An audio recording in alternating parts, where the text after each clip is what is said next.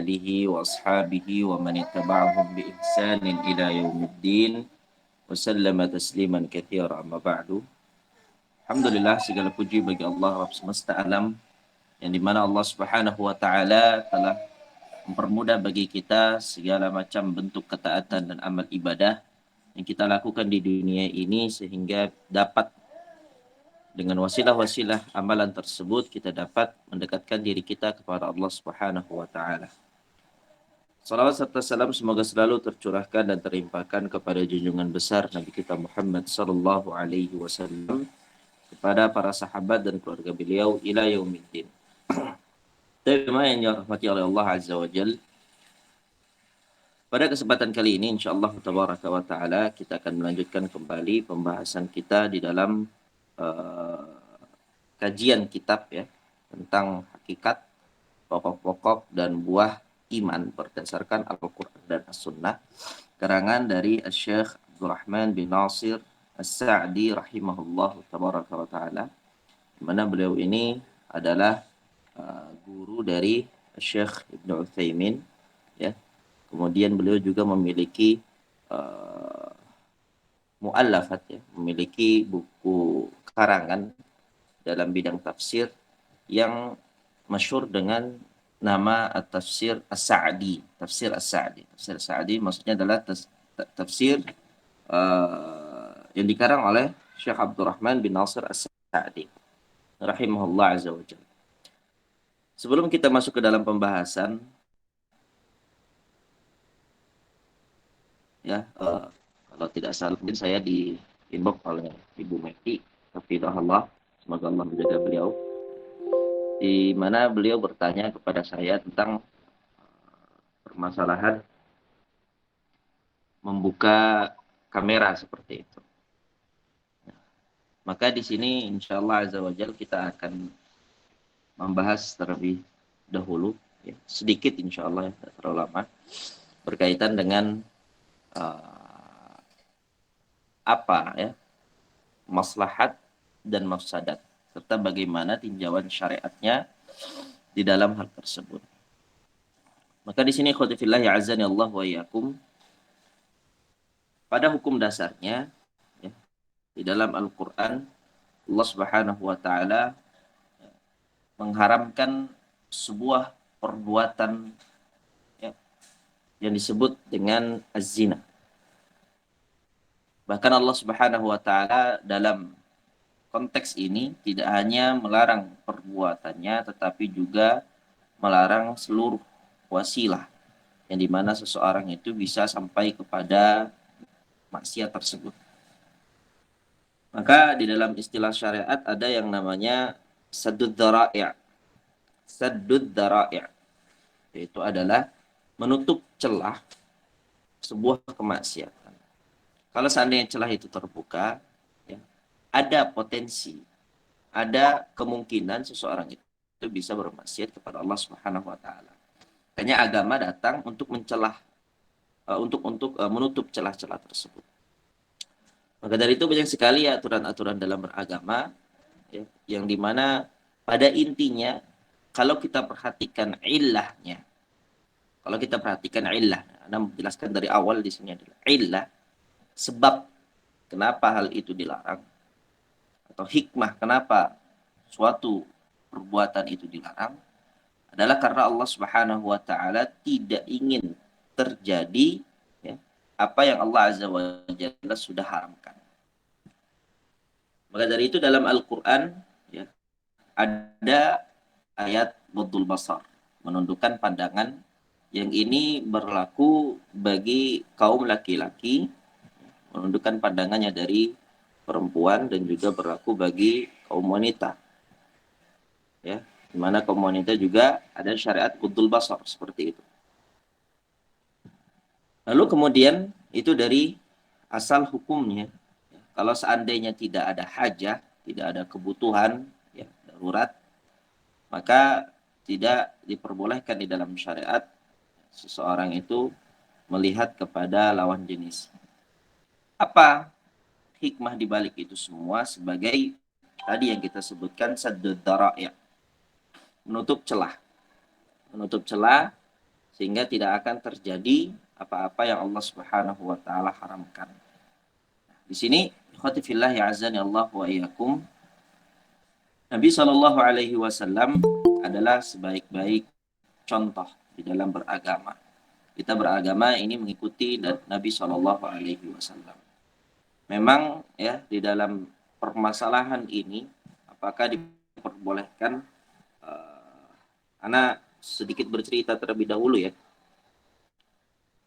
Sebelum memasuki permasalahan ini, Ana ingin bercerita berkaitan dengan di sini kita alhamdulillah ada pondok pesantren, yang dimana pondok pesantren di sini yang dimana Ana mengajar di sini, ini ada ikhwan dan ada akhwat.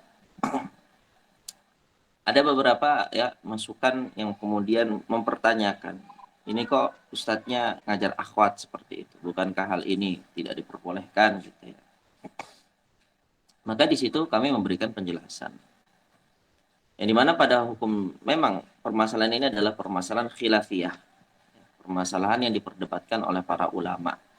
Anda sampaikan bahwasanya setiap pendapat di antara yang membolehkan dan yang tidak memperbolehkan.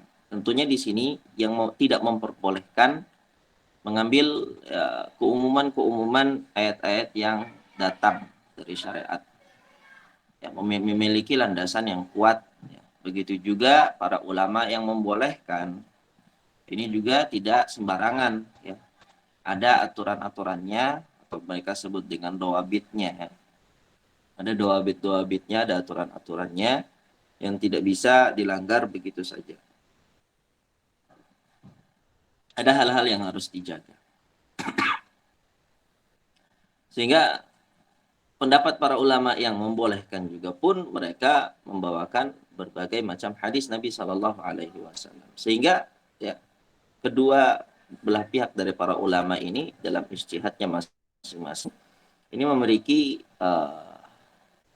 dalil yang kuat di setiap di setiap sisinya. Kemudian ya, diantaranya kalau tadi kita jelaskan dari sisi para ulama yang tidak memperbolehkan atau dari segi asal hukumnya, maka di sini kalau kita lihat dan meninjau kembali dari hadis-hadis Nabi Shallallahu Alaihi Wasallam, ya, Nabi Shallallahu Alaihi Wasallam itu ya ketika berdakwah kepada para sahabiat, ya, ketika berdakwah kepada para sahabat dari kaum wanita, itu beliau Shallallahu Alaihi Wasallam menyampaikannya secara langsung, ya, menyampaikan secara langsung, tidak seperti yang diutarakan melalui hijab atau satar ya, atau penutup. Kita di sini banyak sekali ya, bahkan para sahabiat yang datang kepada Nabi Shallallahu Alaihi Wasallam untuk membaiat beliau itu datang langsung kepada Nabi Shallallahu Alaihi Wasallam. Afwan sebentar. Langsung datang kepada Nabi Shallallahu Alaihi Wasallam untuk membaiat beliau dan bertanya tentang perkara-perkara keislaman. Begitu juga para sahabat dari kalangan wanita yang bertanya tentang berbagai permasalahan akidah. Bahkan di antara mereka ada yang cemburu dengan kalangan sahabat dari kaum laki-laki ya. Kenapa Rasulullah Shallallahu Alaihi Wasallam ini banyak sekali dan sering sekali membagikan ilmunya kepada para sahabat laki-laki, sedangkan kaum wanita ya, mereka tidak mendapatkan porsi yang sama. Sehingga mereka pun minta waktu khusus kepada Nabi Shallallahu Alaihi Wasallam untuk diajarkan ilmu-ilmu syar'i. Begitu juga dengan ya ketika sebuah periwayatan yang diriwayatkan oleh Imam Bukhari dan Imam Muslim dari Abu Sa'id Al-Khudri bahwasanya Nabi Shallallahu Alaihi Wasallam setelah khutbah salat Id, baik itu salat Idul Fitri maupun salat Idul Adha, beliau mendatangi kaum wanita. Beliau mendatangi kaum wanita. Ya. Itu saat itu tidak ada pembatas, tidak ada tidak ada pembatas, tidak ada penutup antara Nabi Shallallahu Alaihi Wasallam yang ditemani waktu itu dengan Bilal. Nabi Shallallahu Alaihi Wasallam menyatakan kepada kaum wanita, ya ma'asyaran nisa, wahai kaum wanita, ya, ini uritukunna aktsara ahlin nar. Sesungguhnya aku telah diperlihatkan oleh Allah Azza wa Jalla bahwasanya kalian adalah penduduk neraka yang paling banyak. Penduduk neraka yang paling banyak itu dari kalangan wanita. Tasaddaq. Kalau Nabi Shallallahu Alaihi Wasallam memerintahkan kaum wanita untuk apa? Untuk bersedekah. Lalu kemudian ya Bilal menyiapkan apa namanya kain penampung yang dimana satu persatu dari para sahabiat ya ada yang melemparkan cincinnya, ada yang melemparkan kalungnya, ada yang melemparkan gelangnya, gelang-gelang emas ke Bilal radhiyallahu taala anhu untuk kemudian dikumpulkan menjadi harta sedekah. Nah, di sini ya, ini dalil di antara dalil-dalil yang dipakai oleh para ulama bahwasanya tidak mengapa seorang muallim, seorang guru itu untuk mengajari jama'atun minan nisa, ya sekelompok dari kaum wanita dengan syarat tidak tuminatil fitnah. Kalau dirasa aman tidak terjadi fitnah di antara mereka. Nah, ini kan ya yang disampaikan oleh para ulama ya kembali lagi kepada illah. Kenapa Allah Azza wa Jalla menutup celah sadu dara'i tadi. Allah haramkan ini dan itu adalah untuk supaya tidak terjadi ya.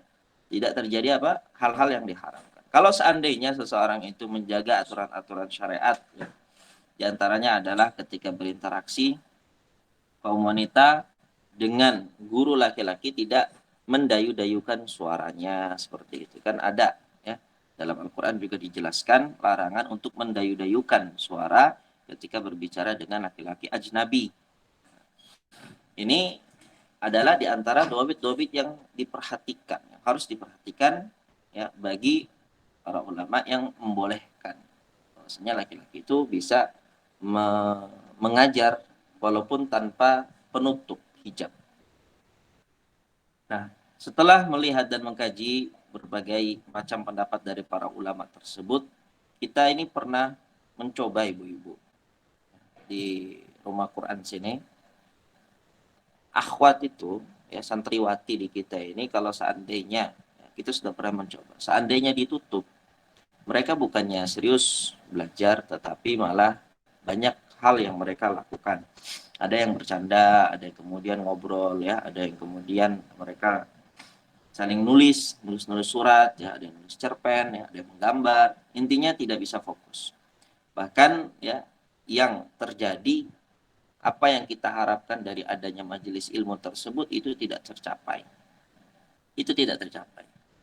Karena barokah ilmunya sudah dicabut. Kenapa? Ternyata ketika itu ditutup gitu ya, mereka tidak fokus, kemudian ustadznya juga tidak bisa memantau mereka gitu ya. Akhirnya ya ada yang kemudian senderan, ada yang kemudian sambil tiduran ya, ada yang kemudian ngobrol, tertawa dan yang lainnya. Tentu di sini ya apa yang menjadi impian dari majelis tersebut tidak akan tercapai. Dan hal-hal yang seperti inilah ya yang perlu dipertimbangkan. Makanya kita selalu sampaikan kepada yang bertanya kepada kita, kenapa di sini ya ustadznya mengajar akhwat. Ya karena pertimbangan itu. Pertama permasalahan adalah permasalahan khilafiyah ya di antara kedua belah pihak ya. Dari para ulama ya, mengungkapkan dalil-dalil yang kuat ya. Bukan berarti yang satu kemudian merendahkan pendapat yang lain atau yang satunya lagi merendahkan pendapat yang kedua, tidak. Saling menghormati dan para ulama ya. Kemudian yang membolehkan pun menjaga hal-hal ya jangan sampai ada pelanggaran-pelanggaran syariat di dalamnya. Dan wakil kejadian realita di lapangannya, seandainya itu ditutup saternya, maka para santriwati tidak ada yang mengawasi pembelajaran mereka sehingga diisi dengan hal-hal yang pada ujungnya tidak akan bisa ya mereka fokus dalam belajar. Maka di sini Anda sampaikan kepada ibu-ibu sekalian, ini kembalikan kembali ya kepada ibu-ibu. Mau pilih yang mana terserah, nanti Anda minta tolong deh sama Ibu Meti untuk menampung apa namanya pendapat dari ibu-ibu. Kalau seandainya dirasa, karena kemarin tuh ada apa namanya pertanyaan dari Ibu Meti, bagaimana kalau seandainya dibuka kamera ibu-ibu agar bisa interaksi lebih lebih apa namanya, lebih banyak ya. Kemudian ibu-ibu nanti yang baca. Saya sampai sudah dikasih list sama Bu Met ya, kasih list nama-nama ibu-ibu. Nanti kemudian di setiap paragrafnya atau di setiap kalimatnya ya, saya akan meminta kepada ibu-ibu tersebut ya satu persatu untuk membacakan kitab yang sedang kita kaji. Kemudian setelah dibaca itu nanti saya syarah, saya jelaskan apa maksudnya ya. Kemudian disitulah baru nanti ada diskusi secara langsung oleh ibu-ibu. Nah ini maksudnya apa? Maksudnya agar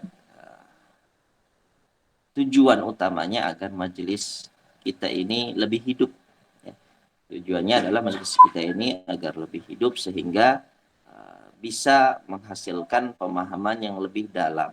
Ya, itu ya di sini, insya Allah bukan mungkin di sini saya yang paling muda ya, ibu-ibu di sini masya Allah lebih tua dibandingkan saya, sehingga kalaupun itu ditanyakan kepada saya, kalaupun itu ditanyakan, tapi tetap nanti saya kembalikan kepada ibu-ibu, terserah ambil pendapat yang mana.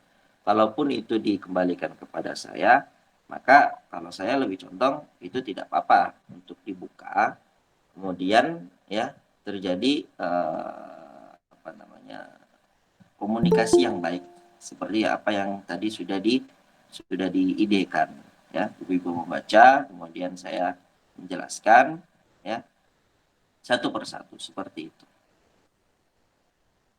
Intinya apa yang ingin atau apa yang sudah diutarakan tentunya dari berbagai pihak ini merupakan salah satu usaha kita agar ya, pelajaran ini benar-benar menjadi barokah ya. Bukan berarti kita menganggap ibu-ibu tidak fokus belajar, tidak ya. Tadi ada bercerita tentang santriwati di sini. Insya Allah kalau ibu-ibu ya insya Allah tidak seperti itu ya. Sebenarnya juga kita ingat bahwasanya hadis Jibril, hadis malaikat Jibril yang datang kepada Nabi Shallallahu Alaihi Wasallam itu kan ketika datang kepada Nabi, bagaimana Umar bin Khattab mensifati ya malaikat Jibril yang menjelma sebagai seorang laki-laki itu. Kan malaikat Jibril menjelma sebagai seorang laki-laki baru mendatangi Nabi. Dilihat oleh para sahabat, dilihat oleh Umar bin Khattab. Apa ya kata Umar bin Khattab mensifati laki-laki itu? Ittala alaina rajulun syadidus sawadi sya'ri, syadidu bayadi thiyabi, syadidu sawadi sya'ri, la yura alaihi atharu safari wa la ya'rifuhu minna ahadun. Tiba-tiba ketika kita bersama Nabi SAW, kata Umar bin Khattab, datang seorang laki-laki yang rambutnya sangat hitam, yang pakaiannya sangat putih, tidak ada yang di antara kita yang kenal siapa laki-laki itu, tapi juga tidak terlihat bekas habis melakukan safar dari penampilan laki-laki tersebut. Dari konteks ini, para ulama ketika mensyarah hadis Jibril mengambil atau mengeluarkan sebuah faidah ilmiah. Apa faidahnya? Bahwasanya seseorang talibul ilm, seorang penuntut ilmu ketika dia menghadiri majelis ilmu, ya, sebagaimana di sini malaikat Jibril mencontohkan, maka di sini ya disyariatkan bagi dia untuk memakai pakaian yang rapih, untuk memakai pakaian yang baik, pakaian yang sopan. Kenapa? Ini berkaitan dengan barokah ilmu. Ya, sesungguhnya dalam majelis ilmu itu terdapat barokah. Sebagaimana yang Nabi Shallallahu Alaihi Wasallam ceritakan dalam berbagai hadisnya, ya bahkan para malaikat juga mengitari majelis ilmu, ya duduk bersimpuh, kemudian apa namanya, sayapnya itu diturunkan mendengarkan apa yang disampaikan dalam majelis ilmu. Pokoknya intinya majelis ilmu itu penuh dengan barokah. Nah, di dalam majelis ilmu itu ada adab-adab yang harus kita jaga. Ada adab-adab yang sebenarnya tidak ada perbedaan antara majelis ilmu secara offline maupun secara online. Ya. Apa yang kita jaga di dalam majelis ilmu offline itu pula yang harus kita jaga di majelis ilmu secara online. Jadi kita harus memang benar-benar memperhatikan ya. Bukan karena ini adalah majelis online kemudian kita tidak terlihat ya baik oleh teman-teman kita dan yang lainnya, maka ya berbuat semau kita. Nah ini sebenarnya ya ini tidak mencerminkan sebagai sikap yang baik di dalam menuntut ilmu, dan ini kekhawatirannya adalah berdampak kepada barokah ilmu itu sendiri. Ya, khawatirkan kan sudah capek belajar ya, dari 1 jam sampai 1,5 jam ternyata tidak menghasilkan ketakwaan. Kan kita ingin belajar kita ini bermanfaat ya, ada dampaknya, dampak baik dalam kehidupan kita, ada efeknya ya. Kemudian berikutnya ketika Umar bin Khattab melanjutkan ceritanya, dia berkata, lalu kemudian laki-laki itu faqa'ada ila Nabi sallallahu alaihi wasallam fa asnada rukbatayhi ila rukbatayhi wa wada'a kaffayhi ala fakhidayhi wa qala ya Muhammad akhbirni 'anil Islam. Lalu kemudian laki-laki itu mendatangi dan mendekat kepada Nabi Muhammad sallallahu alaihi wasallam, lalu kemudian menempelkan kedua lututnya dengan kedua lutut Nabi sallallahu alaihi wasallam dan meletakkan kedua tangannya, kedua telapak tangannya di atas pahanya. Ya. Kedua lututnya ditempelkan kepada lutut Nabi, kemudian tangannya diletakkan di atas tangannya. Dari konteks ini saja, sebagaimana yang tadi kita sebutkan, para ulama mengambil atau mengeluarkan sebuah faedah ilmiah, bahwasanya seorang talibul ilmi di dalam majelis ilmu, dia harus ya duduk dengan sikap yang baik, yang mencerminkan keseriusan dan kesungguhan. Jadi setiap apapun yang datang kepada kita dari berbagai kisah para sahabat Nabi Shallallahu Alaihi Wasallam, pasti ada pelajaran yang dapat kita ambil. Di sini malaikat Jibril itu bukan hanya sekedar memberitahu kita pada hakikatnya tentang makna iman, makna Islam, makna ihsan, tanda-tanda kiamat, kapan kiamat terjadi, ya. Bukan itu saja. Tetapi malaikat Jibril juga mengajarkan kepada kita tentang adab, mengajarkan kepada kita tentang akhlak, ya. Mengajarkan kepada kita bagaimana sih caranya kita itu datang ke majelis ilmu, bagaimana cara kita duduk ke majelis ilmu, bagaimana pakaian kita ya, bagaimana adab kita, bagaimana tutur kata kita. Nah, itu dicontohkan semua oleh malaikat Jibril alaihissalam sebagai pembelajaran bagi kita semua. Kayak tadi disebutkan bahwasanya ya, di antara hal yang disebutkan oleh para ulama, sesungguhnya jilsah itu adalah bentuk duduk seorang talibul ilmi di majelis ilmu, harus menunjukkan kesopanan. Dan ini ya pernah diingatkan juga ya, karena pernah anak kemarin kan ngambil kuliah online juga ya. Ini diingatkan terus sama masyarakat kita. Kuliah online itu kan berarti ya dosen mengajar lewat Zoom ya. Kemudian banyak, kalau di sana memang tidak diwajibkan untuk membuka kamera ya, kan tidak diperbolehkan karena melihat kualitas internetnya seperti itu. Nah, diingatkan terus jangan sampai adab kita di dalam majelis ilmu ketika online itu berbeda dengan adab kita dalam majelis ilmu ketika offline. Bahkan Anda masih ingat waktu itu kita sedang membaca kitab Sunan An-Nasa'i.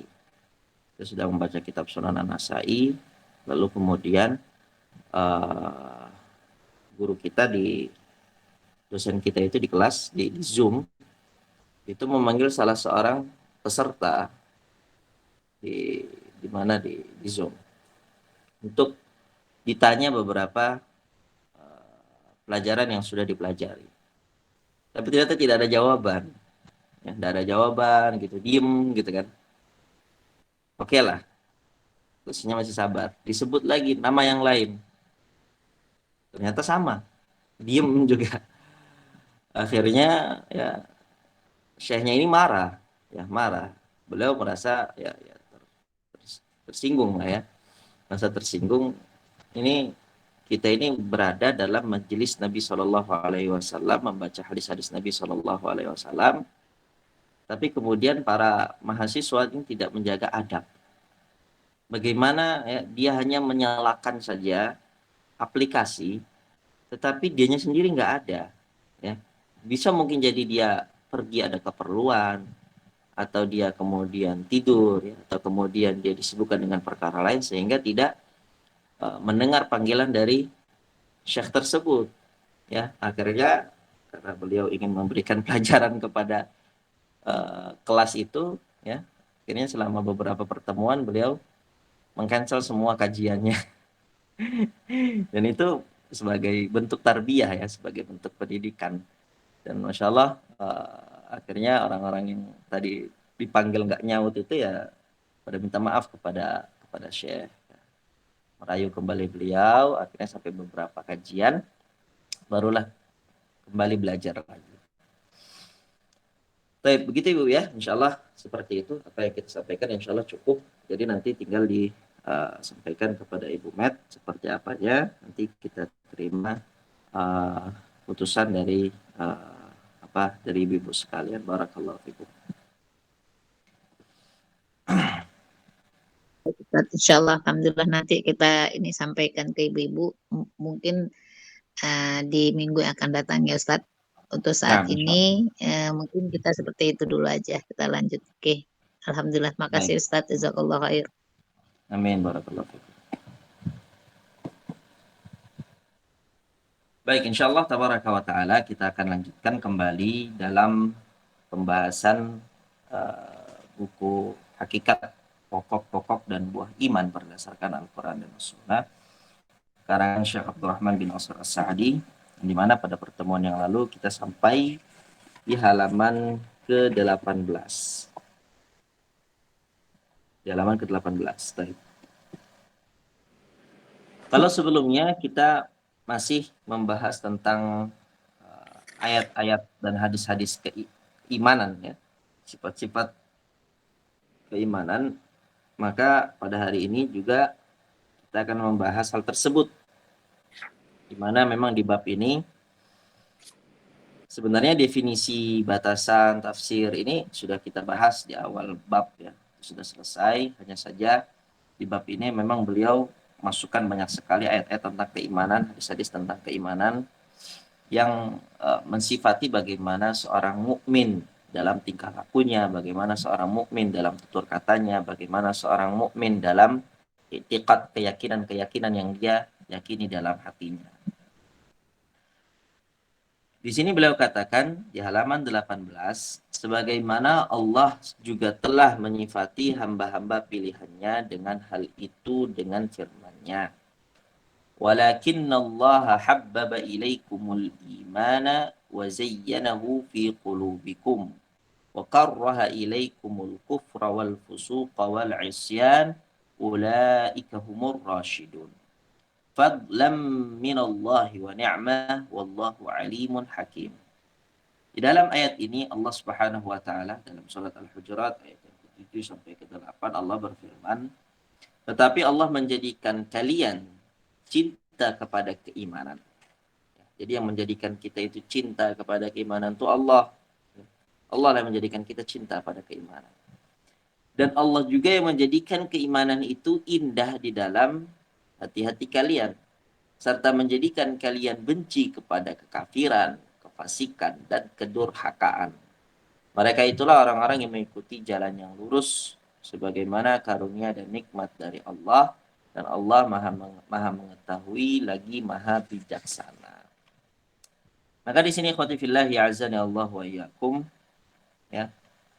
Di dalam ayat ini Allah Subhanahu wa taala bercerita dan memberikan isyarat bahwasanya ada amalan hati yang disebut dengan, ya, cinta, dan ada juga amalan hati yang disebut dengan kebencian, ya. Bukan berarti ketika kita mengatakan seorang mukmin itu pada dasarnya benci kepada kekufuran, lalu ini bertentangan dengan, ya, kebebasan berpendapat. Oh, ini jauh sekali berarti kan.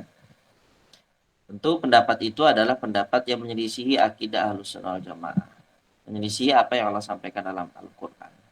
Boleh enggak kita itu menanam kebencian? Harus. Dalam perkara prinsip yang seperti ini, apalagi Allah sifati orang mukmin itu adalah orang yang cinta pada keimanan, cinta pada syariat, cinta pada ibadah, cinta pada aturannya Allah, cinta pada hukumnya Allah, cinta pada hal-hal syiar-syiar Islam. Itu sifat orang mukmin. Adapun ya kebalikannya, seorang mukmin itu benci sekali pada kekafiran. Jadi kebencian kepada kekafiran itu adalah bentuk keimanan seseorang kepada Allah Subhanahu wa taala. Karena banyak sekali ya dai-dai liberal yang kemudian banyak menyebarkan syubhat-syubhat di masyarakat. Yang mengatakan agama itu semua sama, semua kembali kepada Allah, semua berakhir dengan masuk surga. Berbagai syubhat-syubhat batil yang kemudian ya, bisa mengganggu akidah masyarakat secara umumnya. Nah, di sini Allah Subhanahu wa taala bantah semua ya ucapan, hujah, berbagai alasan yang diutarakan oleh dai-dai liberal tersebut. Allah Azza wa Jalla jelaskan seorang mukmin itu memiliki kecintaan kepada keimanan. Sedangkan seorang mukmin itu pula Allah Azza wa Jalla bekali dengan kebencian kepada hal-hal yang bersifat kekufuran.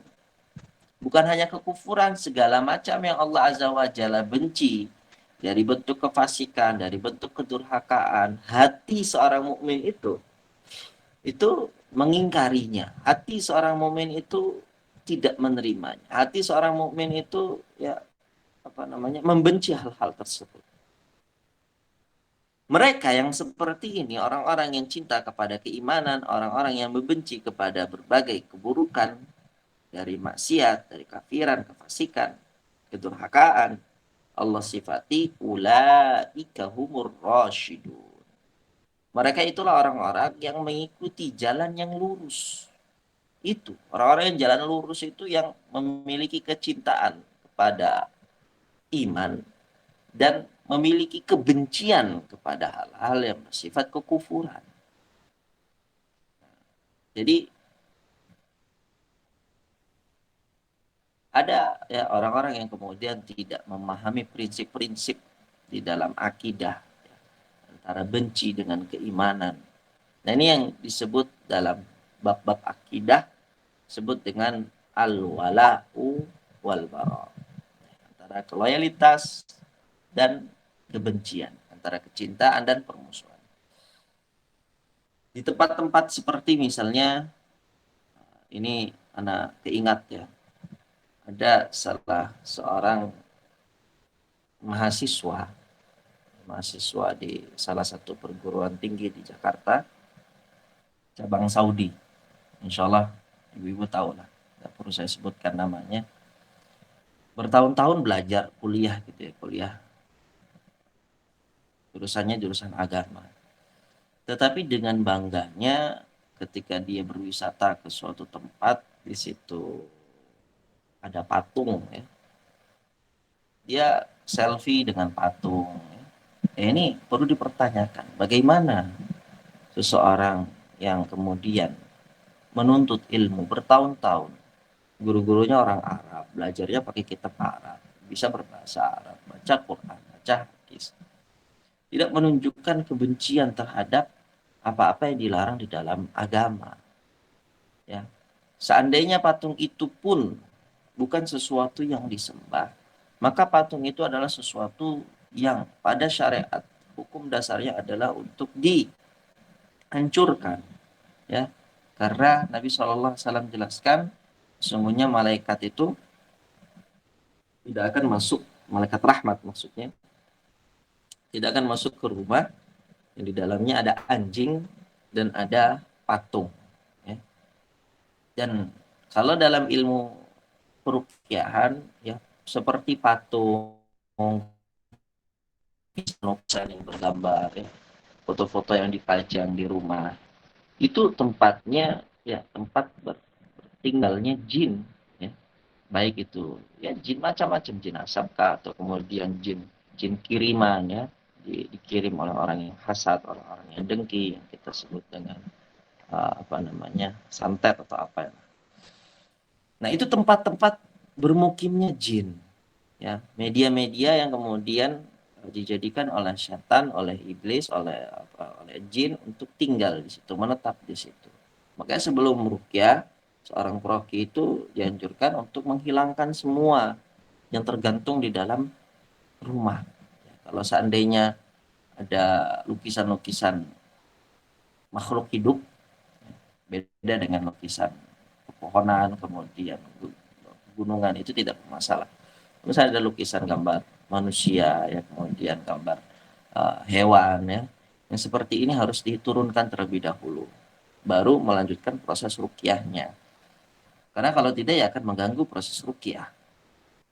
Dia di situ dengan bangganya, ya, foto bersama sesuatu yang dimurkai oleh Allah Subhanahu wa taala. Nah, ini perlu dipertanyakan bagaimana keimanan, ya, bagaimana keimanan dia. Padahal Allah Azza wa Jalla sebutkan seorang mukmin itu sangat benci kepada apapun bentuk kekufuran, kefasikan dan kedurhakaan kepada Allah. Dia tidak akan terima. Kayak kita ingat, ya, dengan hadis Nabi Shallallahu Alaihi Wasallam, barang siapa di antara kalian melihat kemungkaran, maka hendaknya dia merubahnya dengan tangannya. Seandainya dia tidak mampu, maka hendaknya dia merubahnya dengan lisannya. Seandainya dia tidak mampu, maka hendaknya dia merubahnya dengan hatinya. Wadzalika adhaful iman, kata Nabi. Dan mengingkari kemungkaran dengan hati itu merupakan iman, tingkat iman yang paling rendah. Bisa kita bayangkan, ya. Iman yang paling rendah adalah orang yang dia itu tidak bisa mengingkari kemungkaran dengan tangan dan juga dengan lisan. Tapi dia memiliki hati, dan hati ini, ya, mungkin kalau tangan dia takut terhadap orang lain, mungkin kalau lisan dia takut orang lain akan memberikan madarat kepada diri. Tapi kalau hati tidak ada yang tahu. Kalau seandainya sampai hati saja dia tidak bisa mengingkari, ini keterlaluan. Ini keterlaluan, ya. Sesuatu yang tidak ada madarat yang akan sampai kepada dia, cukup dia ingkari dalam hati. Melihat kekufuran, dia ingkari dalam hati. Kemudian dia lihat kefasikan, dia ingkari dalam hati. Dia melihat maksiat kepada Allah Subhanahu wa taala, dia ingkari dalam hati. Walaupun pada akhirnya dia tidak bisa untuk merubah itu semua. Itu disebut oleh Nabi Shallallahu Alaihi Wasallam, wadzalika adhaful iman. Itu adalah bentuk tingkatan keimanan yang paling rendah. Berarti kalau seandainya, ya, ketika ada seorang mukmin melihat kekufuran, melihat kefasikan, kemudian melihat maksiat, kedurhakaan kepada Allah Subhanahu wa taala, hatinya tenang-tenang saja, hatinya nyaman, hatinya tentram. Ini perlu dipertanyakan keimanannya.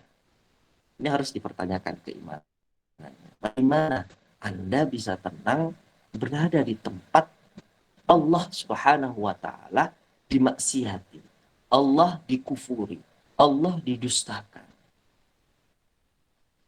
Maka dari itu kan ada ayat dalam Al-Quran, ya, di mana Allah Subhanahu wa taala melarang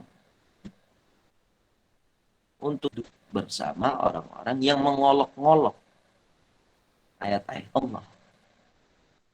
Kalau seandainya Allah, Rasulnya, atau ayatnya Allah Al-Quran itu diolok-olok, maka tidak diperbolehkan bagi kita untuk duduk bersama orang-orang yang mengolok tersebut. Hatta yakhudu fi hadithin ghairi. Sampai kemudian mereka tidak membahas itu lagi, tidak menjadikan Al-Quran sebagai olok-olokan. Selagi mereka jadikan ayat-ayat Al-Quran itu sebagai olok-olokan, ada larangan dari Allah Subhanahu wa taala agar kita tidak duduk bersama mereka. Kenapa? Karena itu tadi memiliki hubungan yang sangat erat dengan keimanan yang paling lemah. Dia tidak bisa merubahnya dengan tangannya. Dia tidak bisa merubahnya dengan kekuasaannya. Mungkin karena orang-orang di situ adalah orang-orang yang lebih dipandang, dihormati dibandingkan dirinya. Dia juga tidak memiliki keberanian untuk menyampaikan melalui lisan.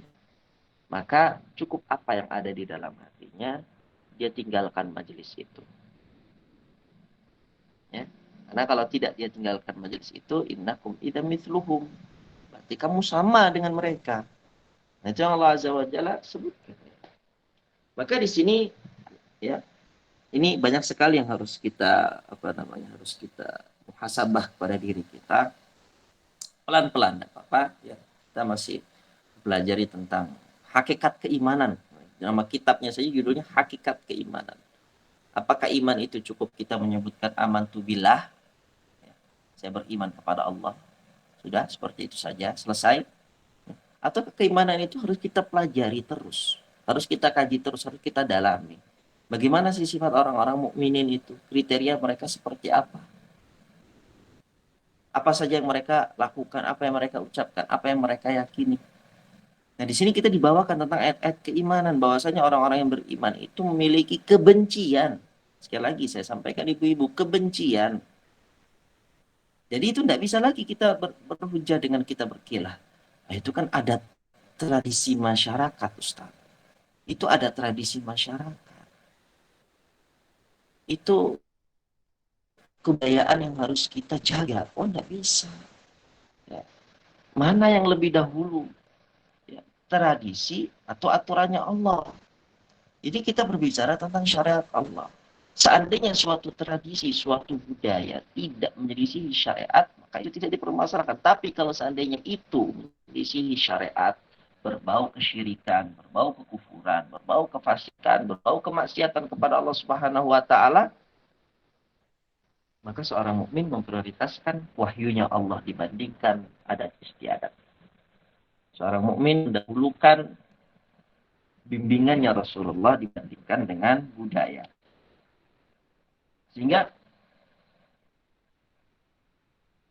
apapun ya tradisi budaya, kalau seandainya itu bertentangan dengan Islam, maka yang ada dalam hati kita bukan kecintaan, tapi kebencian.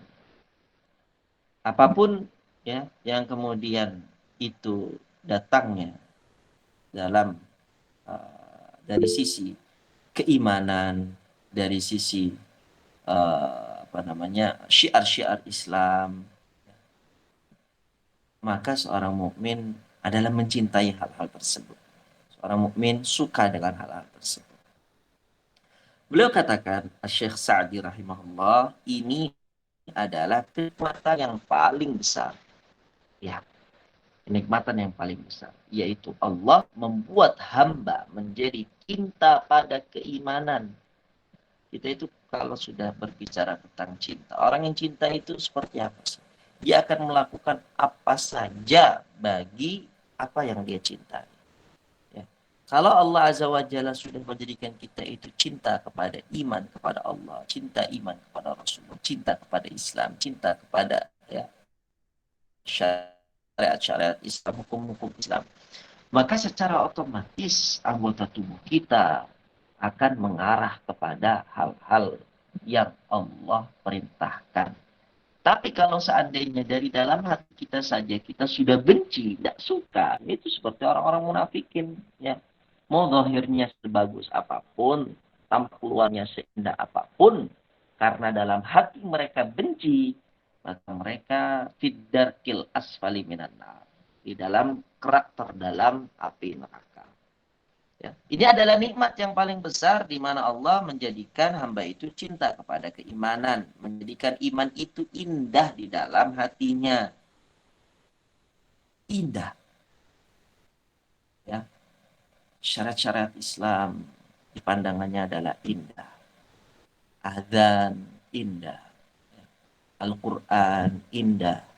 Tilawatul Quran indah. Salat malam dalam pandangannya indah. Syariat hijab bagi wanita indah, ya. Kemudian perintah untuk meninggikan sarung atau meninggikan celana bagi kaum lelaki indah. Perintah untuk memelihara jenggot indah. Perintah untuk ya berwala kepada kaum muslimin, berbarak dari kaum kafirin indah di kalangan orang-orang mukminin. Kenapa? Karena Allah telah menjadikan semua itu indah di dalam hati, dan ini adalah kenikmatan besar. Membuatnya merasakan manisnya iman. Ini akan kita bahas dalam poin setelah ini ya.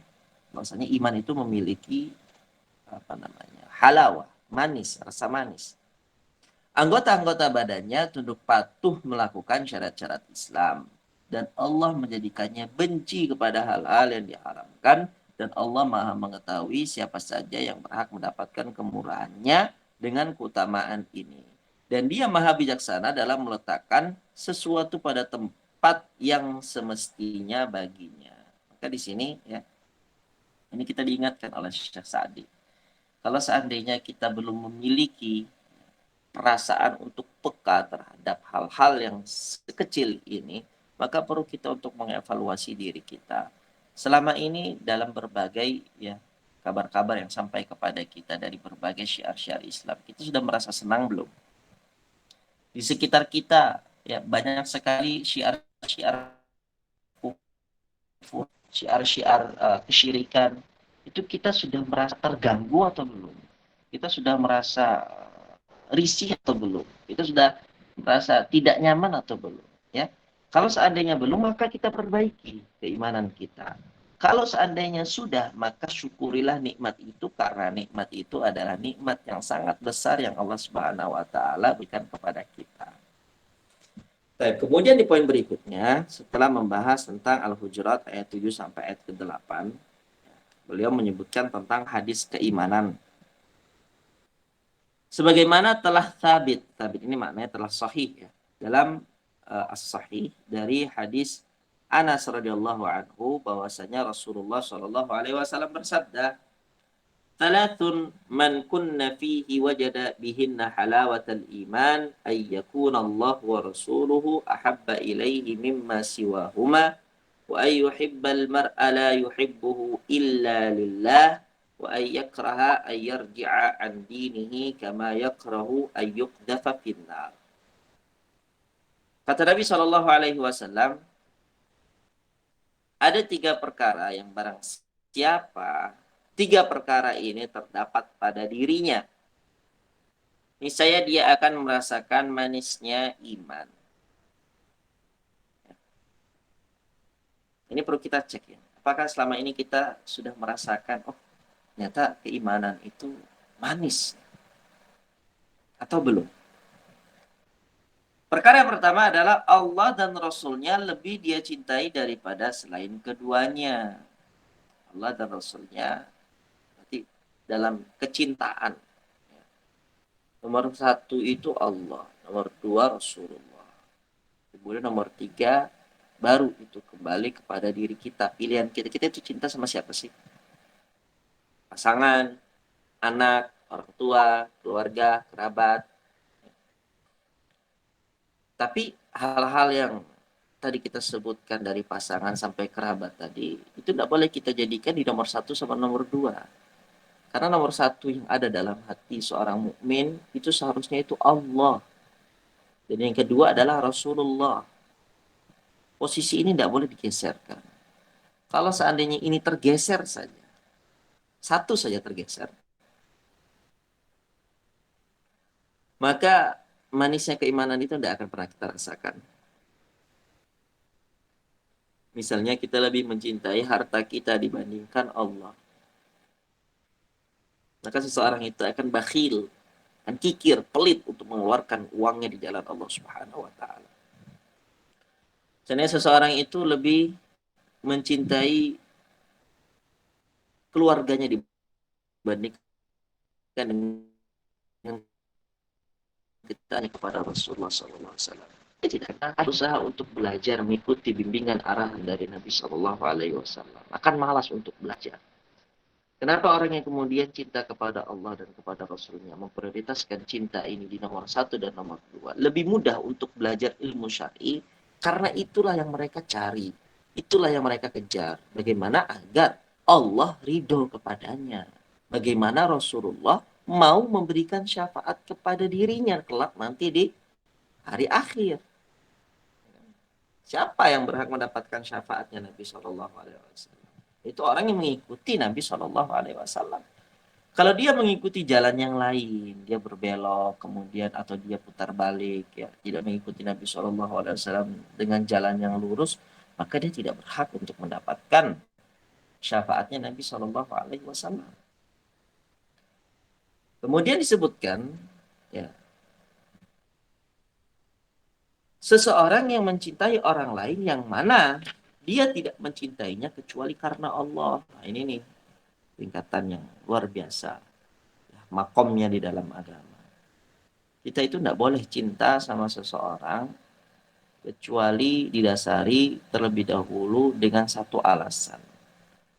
Karena Allah. Kita cinta sama anak-anak kita karena Allah. Baru kemudian yang kedua, karena mereka itu darah daging kita. Karena mereka itu anak-anak kita. Karena mereka itu ya yang akan mengurusi kita kelak ketika kita nanti tua. Kita mencintai pasangan kita begitu juga dengan hal ini karena Allah. Kita mencintai pasangan kita itu karena Allah kan, ya, karena dia adalah hidup dan matiku, ya.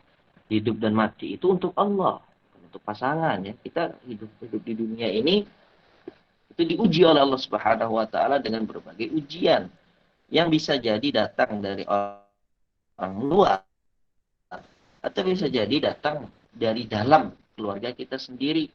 Bisa jadi pasangan kita itu adalah ujian yang Allah berikan kepada kita untuk membuktikan apakah orang ini cinta kepada Allah ataukah cinta kepada manusia.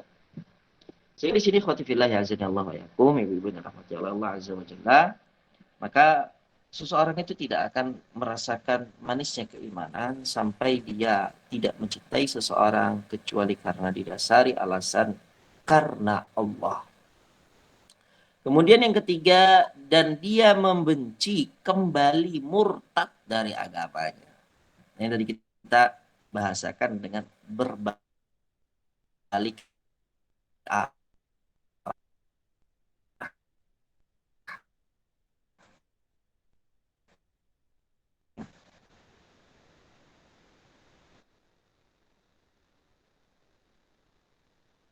Dia membenci kali agamanya sebagai Afwan Ustadz, suaranya hilang-hilang. Terputus Ustadz. tempatnya.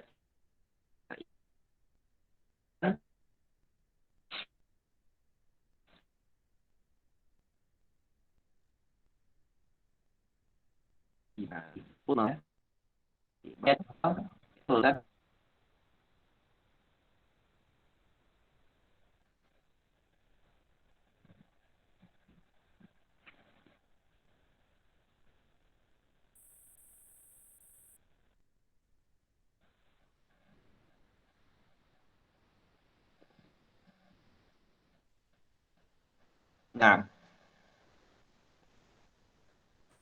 kemudian di footnote dijelaskan di nomor 6, ya, catatan kaki, diriwayatkan oleh Al-Bukhari nomor 21 dan Muslim nomor 43, 67 dengan sedikit perbedaan riwayat maksudnya.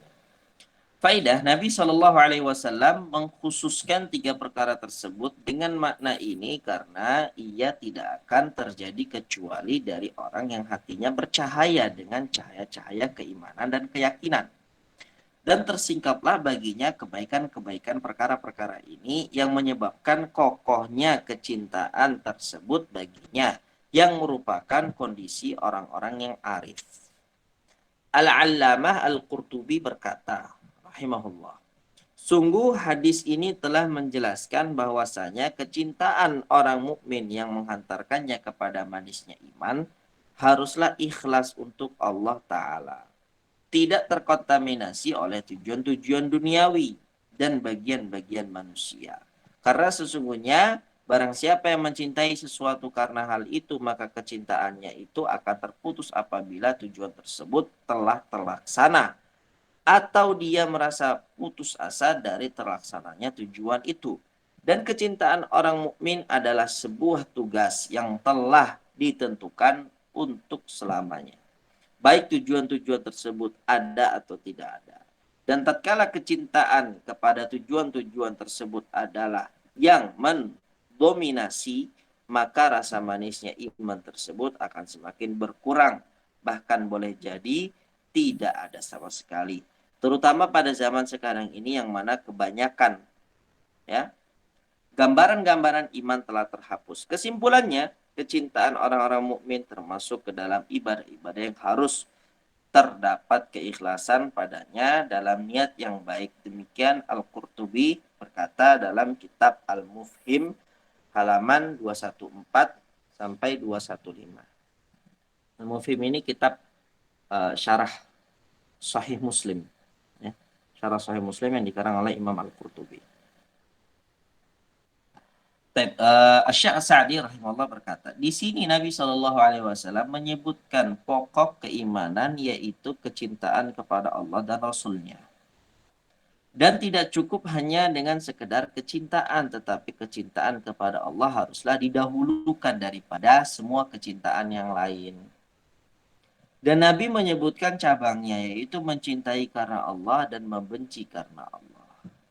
Maka dia mencintai para nabi, orang-orang siddiqin, para syuhada, dan orang-orang saleh karena mereka menegakkan kecintaan kepada Allah dan Allah mengistimewakan mereka di antara makhluk-makhluknya. Jadi kecintaan kita kepada para ulama, kecintaan kita kepada orang-orang saleh, kecintaan kita kepada orang-orang yang memperjuangkan agama ini, memperjuangkan syariatnya Allah, itu didasari karena mereka dekat dengan Allah Subhanahu wa taala. Karena mereka cinta kepada Allah. Oleh karena itu kita cinta. Tapi ketika kita berhadapan dengan orang-orang yang kemudian ya berusaha menghancurkan Islam, memerangi kaum muslimin, ya kemudian ingin kaum muslimin itu hancur berantakan, terpecah, terbelah, makanya sepertinya tidak boleh kita cintai. Sepertinya harus kita benci. Dan Nabi juga menyebutkan apa-apa yang dapat menepis sesuatu yang membatalkan dan menafikannya. Menafikan apa? Halawatul iman. Yaitu bahwasanya dia benci untuk murtad dari agamanya dengan kebencian yang sangat besar, yang lebih besar dari kebenciannya jika dirinya dilemparkan ke dalam neraka. Jadi gini, kalau seandainya seseorang itu dia benci untuk dilemparkan ke dalam api neraka, maka dia juga benci untuk kembali. Murtad itu kan secara bahasa artinya kembali.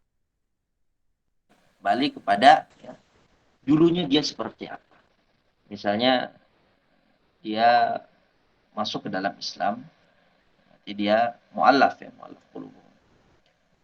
Kalau dia kembali, berarti disebut irtadda yartaddu dalam bahasa Arab. Murtad. Dia murtad, dia kembali kepada agamanya.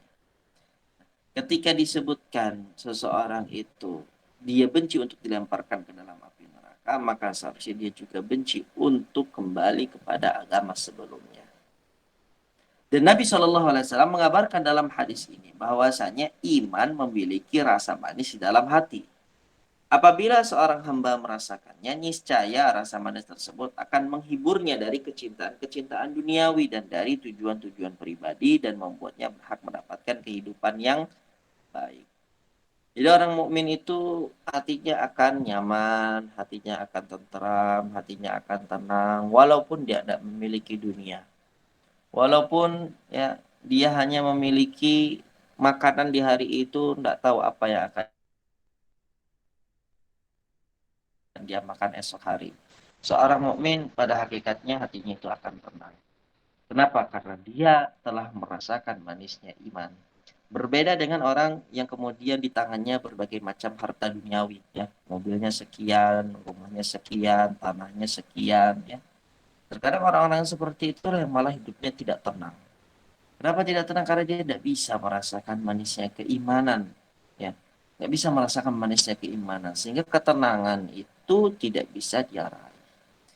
Jadi kebahagiaan, kesenangan itu tidak bisa diukur dengan harta-harta duniawi, tetapi itulah hanya bisa didapat dengan belajar ilmu syar'i yang dimana akan menghadirkan keimanan yang dengannya kita bisa merasakan manisnya iman. Karena sesungguhnya barang siapa yang mencintai Allah dan Rasul-Nya, ya, niscaya dia akan terbiasa berzikir, mengingat dan menyebut Allah secara alami. Karena barang siapa yang mencintai sesuatu, maka dia pasti banyak mengingat dan menyebutnya. Dan juga bersungguh-sungguh dalam mengikuti Rasulnya, Shallallahu Alaihi Wasallam. Serta mendahulukan mengikuti Rasul atas setiap ucapan dan atas keinginan dan tujuan-tujuan jiwa. Ini ciri orang yang sedang jatuh cinta. Orang yang jatuh cinta itu akan selalu memikirkan. Orang yang sedang jatuh cinta itu akan, pertama dia akan selalu memikirkan. Kemudian dia akan banyak menyebut namanya, ya. Selain mengingat menyebutnya, begitu juga dengan seorang mukmin. Kalau seandainya dia benar-benar cinta kepada Allah, maka dia akan sering mengingat Allah. Orang yang jarang mengingat Allah berarti dia cinta sama Allah. Orang yang kemudian jarang menyebut nama Allah berarti dia tidak cinta sama Allah. Karena cinta itu punya alamat, ya, punya tanda-tanda, ciri-ciri. Dan barang siapa yang kondisinya seperti itu, maka jiwanya akan tenang, dihiasi dengan ketaatan-ketaatan. Dada pelakunya telah lapang menerima Islam, maka dia berada di atas cahaya dari Rohnya. Dan banyak dari kaum muslimin yang tidak sampai kepada tingkatan yang tinggi ini. Kemudian beliau, Syekh Sa'di rahimahullah, menukilkan ayat dalam surat Al-An'am ayat yang ke-132, walikullin darajatum mimma amilu. Dan masing-masing orang memperoleh derajat-derajat seimbang dari apa-apa yang dikerjakannya. Jadi derajat yang kita dapati kelak itu tergantung dari apa yang kita amalkan di dunia ini. Baik. Berikutnya pembahasannya lumayan banyak ini. Mungkin kita cukupkan sampai sekian ya. Kita nanti menyambung dengan pembahasan-pembahasan yang akan kita bahas pada pertemuan yang akan datang. Tapi mungkin itu yang dapat kita sampaikan pada pertemuan kali ini. Kurang dan lebihnya kami mohon maaf ya. Jika ada kesalahan dan kekurangan itu murni dari kita, dari para manusia yang bersalah. Yaitu mahalul khata'i wa nisyan, tempat lupa, kelalaian, dan berbagai macam kesalahan. Kalau seandainya itu ada kebenaran, maka itu mutlak datangnya dari Allah Subhanahu wa taala. Billahi taufiq wal hidayah wa ridha wal inayah. Sallallahu ala Muhammadin wa ala alihi wa sahbihi wa sallam. Barakallahu fikum.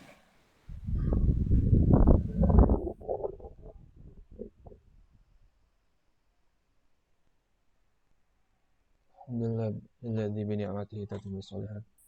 Jazakallahu khair wa barakallahu fiik atas ilmu yang telah disampaikan oleh Ustaz Abu Ayyub hafizahullah taala.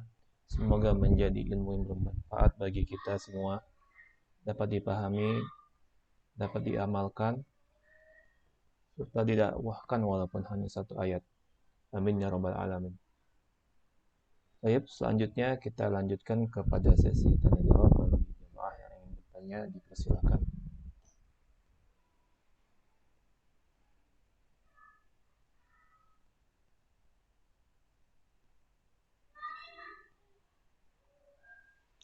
Assalamualaikum warahmatullahi wabarakatuh. Ustadz, dari surat Al-Hujurat 7 sama 8 ini berarti kan kalau kemarin disampaikan bahwa kan iman itu bertingkat-tingkat. Artinya gini, dari surat Fatir itu kan seluruhnya itu ada imannya bertingkat-tingkat, ada iman yang sempurna, ada yang kurang. Artinya seperti ini, tapi itu termasuk orang beriman. Jadi kalau dari surat Al-Hujurat ini Ustadz, artinya jika di dalam hati seseorang yang mengaku beriman tidak ada kebencian, itu Allah nafikan dia menjadi orang beriman yang sebagaimana Allah kendakin. Artinya di sini memang harus ada yang kebanyakan dipahamin ini gini. Jargon-jargon di luar itu mengatakan bahwa damai itu indah. Kalau ada permusuhan, ada kebencian, itu kan selalu artinya pastilah Islam itu mencintai kedamaian, tetapi damai yang seperti apa begitu ya Ustadz? Untuk meluruskan jargon yang ada di luar dulu Ustadz inilah. Iya benar, iya benar. Artinya kan seperti itu. Artinya Islam cinta damai, tapi damainya itu harus ada sebagaimana surat Al-Hujurat itu. Jadi jika ada sesuatu yang Allah benci, orang yang beriman harus membencinya juga gitu ya Ustadz? Ya benar. Itulah wala wal bara. Ya, wala baro artinya jika seseorang lebihlah mencintai kedamaian, perdamaian artinya yang jargon di luar itu mengatakan cinta damai gitu loh. Artinya seperti itu. Artinya itu menunjukkan betapa kita tidak pahamnya iman yang sebagaimana Allah kehendaki. Demikian kan Ustaz? Iya benar. Jadi kita memang untuk dalam perkara ini memang harus kembali kepada standarnya Allah. Allah itu suka apa? Jadi kalau memang benar dan jujur cinta kita kepada Allah, apa-apa yang Allah suka, kita juga harus suka. Apa-apa yang Allah cinta, kita juga harus cinta. Jadi tergantung Allah. Begitu sebaliknya, apapun yang Allah benci, kita benci. Itu merupakan konsekuensi kita cinta kepada Allah. Allah cinta kepada Rasulnya, kita cinta kepada Rasulullah. Allah cinta kepada orang-orang beriman, kita cinta kepada orang-orang beriman. Allah cinta kepada syariatnya, kita cinta kepada syariatnya. Allah benci dari orang-orang yang melakukan kekufuran, kita benci kepada orang-orang kekufuran. Allah Azza wa Jalla benci kepada kesyirikan, kita benci kepada kesyirikan. Karena memang tidak masuk akal. Di akal saja tidak masuk. Apabila kita mengklaim cinta kepada seseorang, tetapi kita tidak mengikuti prinsipnya. Dia misalnya cinta kepada sesuatu, tapi kita malah membencinya. Atau dia benci kepada sesuatu, tapi kita malah mencintainya. Ini tidak masuk ke dalam akal. Sehingga standar cinta dan benci itu bukan dikembalikan kepada ada tradisi. Bukan dikembalikan kepada hukum masyarakat. Tidak. Cinta dan kebencian itu dikembalikan kepada Allah Rabb semesta alam. Apa-apa yang Allah cintai, kita cintai. Apa-apa yang Allah benci, kita benci. Dan ini sekali lagi konsekuensi dari bentuk kejujuran kita ketika kita mengklaim kita mencintai Allah Subhanahu wa taala. Begitu Bu. Kalau ditambah begini Ustadz, memisahkan di sini kan tadi Ustadz menyampaikan bahwa itu adalah bentuk awal baro gitu. Kalau kita masuk ke wala baro sini, artinya kan ada perbuatan, ada pelaku ya Ustadz. Artinya perbuatan itu sendiri ada pelakunya. Nah, kita berbarok dengan perbuatan dan pelakunya juga ya Ustadz, dua-dua ya. Iya, iya. Bisa, kalau gitu bisa dijelaskan biar kami kami. nanti tergantung ya, karena keburukan itu sendiri kan bertingkat-tingkat. Keburukan itu bertingkat-tingkat ya. Yang namanya maksiat itu pun bertingkat-tingkat. Ada yang rendah, ada yang sedang, ada yang tinggi, ada yang luar biasa ya. Kemudian begitu juga dengan kezaliman, begitu juga dengan kekufuran ya. Nah, sekarang kita ini memang ya seperti contohnya di dalam Al-Qur'an Allah mensifati kaumnya Nabi Ibrahim alaihissalam itu ketika berbarok kepada kekufuran yang dilakukan oleh kaumnya. Orang-orang yang mengikuti Nabi Ibrahim ini, begitu juga dengan Nabi Ibrahim, baroknya bukan hanya kepada kekufuran, tetapi kepada para pelakunya juga. Gitu kan. Ini yang harus kita pahami. Bahwasanya kita memang memiliki kewajiban dalam agama untuk membenci orang-orang yang melakukan sesuatu yang Allah larang. Orang yang melakukan kesyirikan, bukan hanya kesyirikan saja kita benci, tapi pelakunya juga. Nah, kebencian kita kepada mereka, ya, ini juga tidak menghalangi diri kita untuk mendakwahkan mereka, mengajak mereka ke jalan yang benar, berdakwah kepada mereka. Ini tidak dinafikan. Ya. Bukan berarti kalau kita benci kemudian kita tinggalkan mereka, ini juga salah. Kecuali mereka sudah sampai tahapan, ya, sebagaimana bapaknya Nabi Ibrahim, sampai merajam, lempar batu, mengancam untuk membunuh, dan yang lain sebagainya, baru sampai tahap ini kita meninggalkan mereka. Tapi kalau seandainya tidak sampai tahap sedemikian ya, dalam arti kata kita masih mendapatkan keamanan dalam menyampaikan dakwah, ya, kita tetap menyeru mereka kepada jalan yang benar. Itu dalam arti kata kita menjalankan apa yang Allah perintahkan.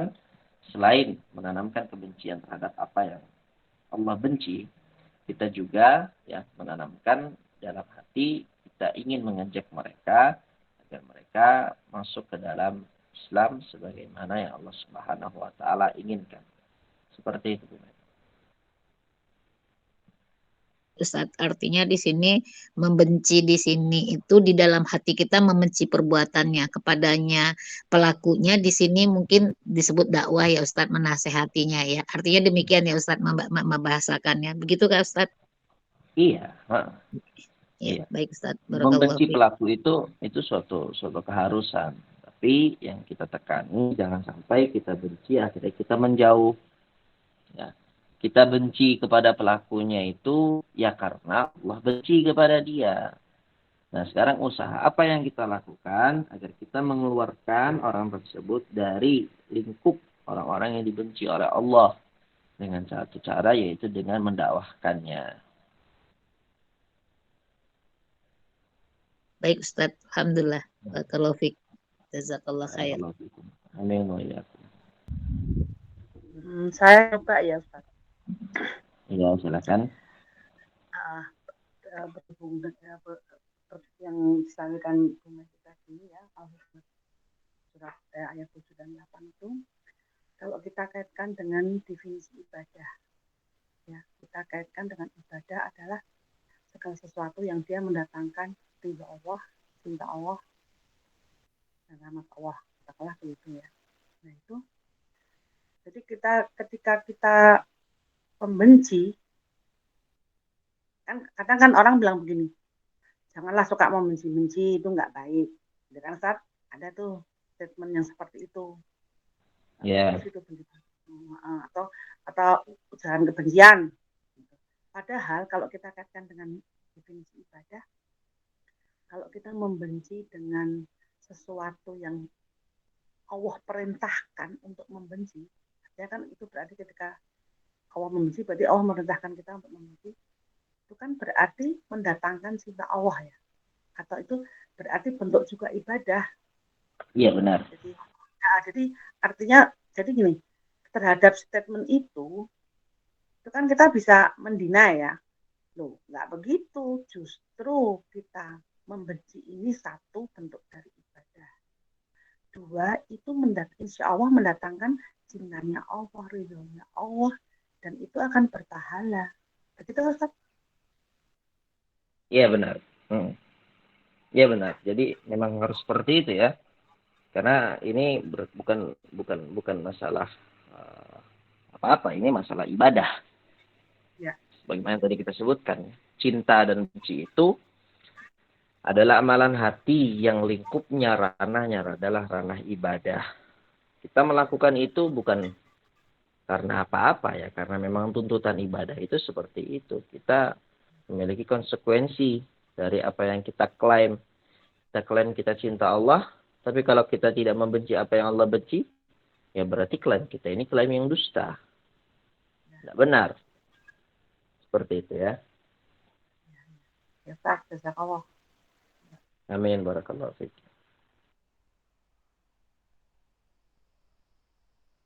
Jazakumullah khairan wa barakallahu fikum atas pertanyaan dari jemaah dan jawaban dari Ustaz. Baik, untuk pertanyaan selanjutnya silakan tafadhol.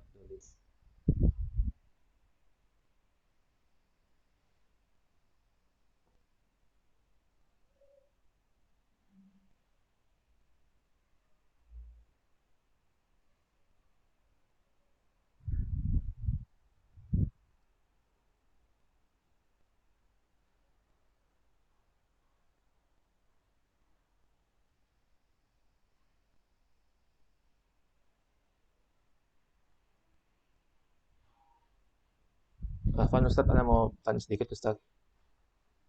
Ya, Tadi silakan. itu yang dibenci itu apa namanya, jika ada saudara kita sama muslim yang misalnya berbuat di luar syariat gitu, itu yang kita benci itu apa namanya, perbuatannya atau orangnya juga Ustaz?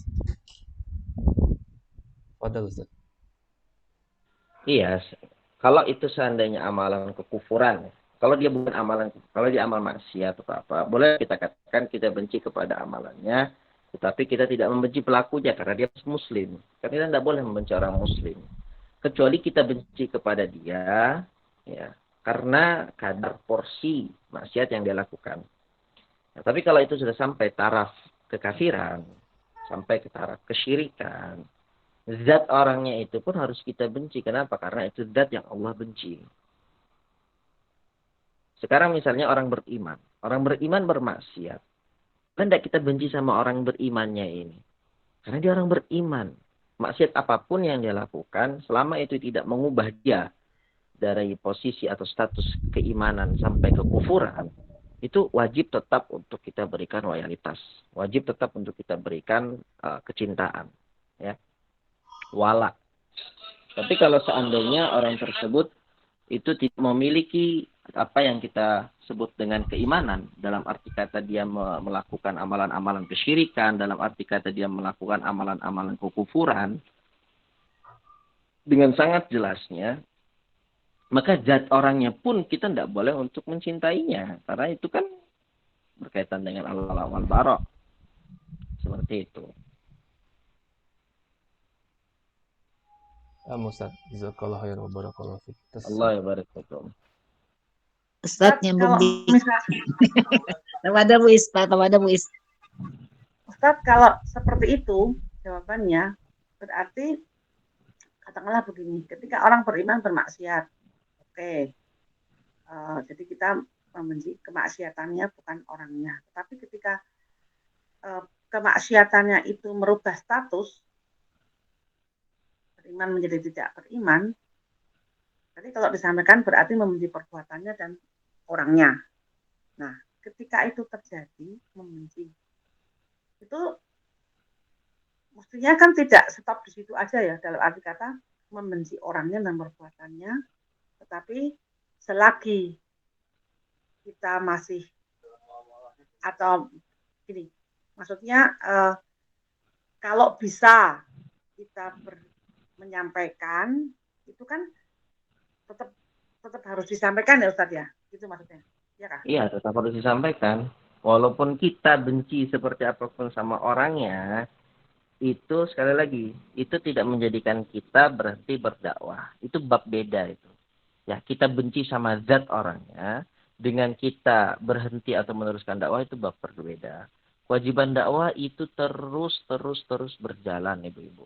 Kewajiban kita, beban yang Allah berikan di pundak kita untuk berdakwah itu tetap ada. Walaupun orang itu melakukan kekufuran dan kesyirikan, itu harus tetap kita lakukan. Sampai titik apa? Sampai titik mereka ya tidak mau menerima dakwah kita dan memberikan perlawanan fisik. Contohnya seperti Nabi SAW ke Taif, mendakwahi orang-orang ahlu Taif, dilempari batu sampai-sampai malaikat Jibril menawarkan, mau tidak saya balikan gunung ini supaya mereka semua mati. Nabi SAW tidak mau. Kenapa? Semoga dari keturunan mereka ada orang-orang yang cinta kepada Allah dan kepada Rasulnya. Jadi itu taraf. Begitu juga dengan Nabi Ibrahim. Nabi Ibrahim itu ya datang kepada bapaknya Azar dengan marahil, tingkatan-tingkatan. Tingkatan yang pertama itu ditanya dulu, ya, apa yakin benar apa yang bapak lakukan? Ya, apa benar yang bapak lakukan ini adalah suatu kebenaran? Saya ini cinta loh sama bapak. Ingin bapak berjalan di atas hidayahnya Allah. Kemudian tingkat berikut, bapak tahu nggak kalau seandainya iblis itu menyesatkan manusia? Dan diantaranya adalah menyuruh kita untuk menyembah berhala. Nah, tingkatan-tingkatan itulah selalu disampaikan oleh Nabi Ibrahim kepada bapaknya Azar. Kapan dakwah itu tidak lagi disampaikan oleh Nabi Ibrahim? Sampai benar-benar bapaknya itu mengusir dia, melemparinya dengan batu, merajamnya, mengancamnya. Ya, barulah dakwah itu berhenti. Jadi, kewajiban kita untuk mendakwahkan orang-orang musyrik, kafir, itu tetap berjalan. Bukan berarti ketika kita katakan, kita benci kepada orangnya, lalu kita tinggalkan dia, ini salah. Ini salah. Ya, Nabi SAW pun ya tidak melakukan hal itu. Walaupun orang itu berstatus sebagai orang kafir, orang musyrik, itu ada kewajiban kita mendakwahi mereka dengan penuh hikmah. Bahkan ya dengan bentuk dakwah muamalah kita kepada mereka dengan muamalah-muamalah yang baik. Banyak sekali dari mereka yang akhirnya merujuk kepada kebenaran. Hanya dari sekedar ya muamalah-muamalah yang baik. tanpa ngomong, bahkan tanpa mendakwahkan dengan lisan, bahkan cukup menunjukkan kepada mereka akhlak-akhlak yang baik, akhlak-akhlak yang mulia. Ya, kita berinteraksi dengan mereka dengan baik, ya. Kemudian sering berkomunikasi dengan mereka. Mereka kan melihat bahwasanya oh ini akhlak seorang muslim, akhlak seorang mukmin, ya, yang mana dia tidak melakukan kesyirikan, di mana dia tidak melakukan seperti yang saya lakukan. Dia akan mencerminkan dirinya dengan apa yang kita lakukan. Dan itu ya ada unsur dakwah tersendiri. Seperti itu. Insyaallah bisa dipahami ya. Barakallahu fikum. Ustadz sedikit Afwan nyambung tadi pertanyaan ini berkaitan berarti kalau saya menyambung di suratnya Al-Mumtahanah ayat 4 Ustadz di situ kan memang ayatnya Baro ya Ustadz di situ kan kebencian itu sampai kamu kembali beriman gitu ya Ustadz artinya jika dia kembali taubat gitu Ustadz artinya kebencian itu sudah hilang gitu ya Ustadz. Iya. Nah, Iya. saya mau mengkaitkannya begini, seandainya nih kita mendengar seseorang sudah melakukan kekufuran. Sekian tahun dia melakukan kekufuran, kita tahu kekufuran itu yang memang di sana sudah merubah posisi penamaan yang beriman jadi tidak beriman Ustaz. Tapi setelah kita lihat sekian tahun ada perubahan dari ini. Kita menghukumin secara zohirnya kah Ustadz? Kan kita dihukum ini gini, secara zohir yang kita lihat kan perubahan ini Ustaz. Sedangkan pertobatan dia samanya Allah itu urusan dia. Atau bagaimana Ustaz? Atau kita memang harus tabayun dulu dengan apa yang dia perbuat, tidak melihat dari zohirnya, bagaimana nih Ustaz menghukuminya? Artinya supaya kita yang tadi berubah, kebencian menjadi tidak benci lagi gitu loh Ustaz. Ya, misalnya seperti kita dulu ada salah seorang kerabat kita tidak memakai hijab syar'i. Kemudian suaminya juga tidak pernah sholat. Kemudian sering datang ke dukun. Ini misal. Kemudian selama beberapa tahun pas kita pulang ke kampung kita lihat sekarang hijabnya hijab syar'i. Ya, perempuannya. Yang lakinya sholat ke masjid terus tidak pernah lagi berinteraksi dengan dukun. Ya, seperti ini tidak perlu lagi kita tabayunkan, mengingatkan masa lalunya. Tidak, kita cukup menghukumnya dia dengan hukum yang zahir darinya. Apa yang nampak darinya perbuatan keimanan, perbuatan Islam, cukup bagi kita untuk menghukumnya dengan hal tersebut. Tidak perlu bagi kita untuk mengorek-orek lagi. Tidak perlu lagi untuk bagi kita mentakkidkan lagi apa benar-benar ini orang mukmin atau masih musyrik. Tidak boleh. Seperti itu ya. Alhamdulillah, barakallahu fik, wa jazakallah khair Ustaz. Amin wa ya.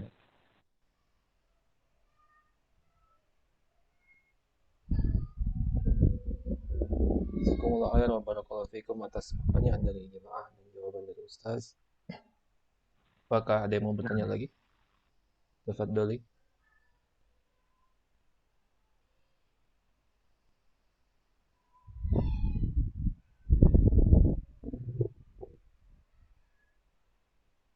Baik, kalau sudah tidak ada, Anda mewakili jemaah mengucapkan syukran jazilan jazakallahu khair wa barakallahu fik atas kuluangan waktu dan ilmu yang telah disampaikan oleh Ustaz Abu Ayyub hafizahullah taala.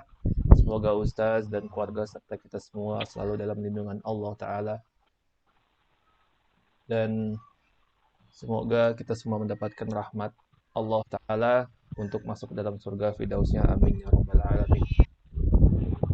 Mari kita tutup majelis ini dengan membaca subhanakallahumma bihamdika asyhadu an la ilaha illa anta astaghfiruka wa atubu ilaik.